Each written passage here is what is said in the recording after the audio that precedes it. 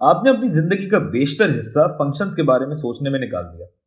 देखिए भाई, फंक्शन सिर्फ ऐसा ताल्लुक है जो x को f ऑफ x से मिलाता है।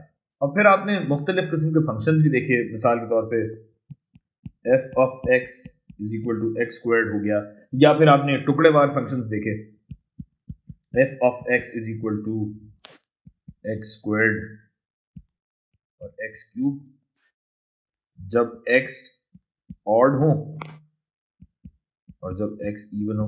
और इस जैसे और भी तरीके हैं जो बिल्कुल दुरुस्त हैं। अब हम एक और तरीका इस्तेमाल करते हैं जिसमें हम डेफिनेट इंटीग्रल इस्तेमाल करेंगे। तो आप देख सकते हैं कि ये एफ ऑफ टी का ग्राफ है, लेकिन मैं आपको एक नया फंक्शन दूंगा जो इसके डेफिनेट इंटीग्रल पर मबनी है। g ऑफ x है जो कि एफ ऑफ टी का वक्त के हिसाब से इंटीग्रल है -2 से x तक। तो इसे देखकर घबरा मत जाइएगा, यहां बस ये हो रहा है कि यहां हमारा इनपुट x है और इस x पे g ऑफ x हमारे f ऑफ t का इंटीग्रल है। तो मैं अगर यहां एक टेबल बना के देखूं x और g ऑफ x का, तो भैया जब x 1 है तो g ऑफ 1 क्या बनेगा? इंटीग्रल बनेगा -2 से x तक। x क्या है? 1 है। और ये इंटीग्रल होगा हमारे f ऑफ t का।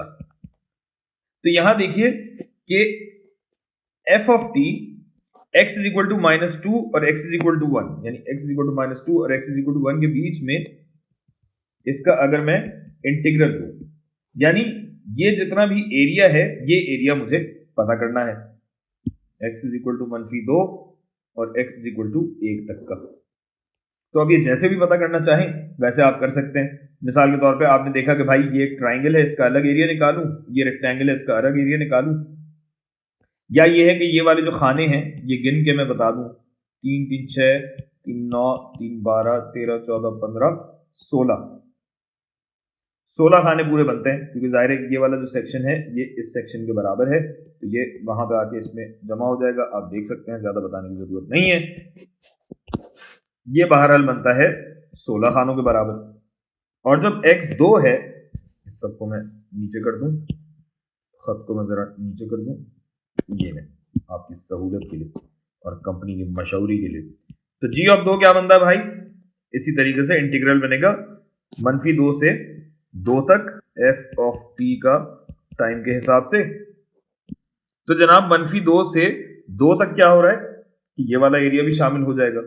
कौन सा वाला? ये वाला भी आ जाएगा, यानी ये पूरा एरिया होगा।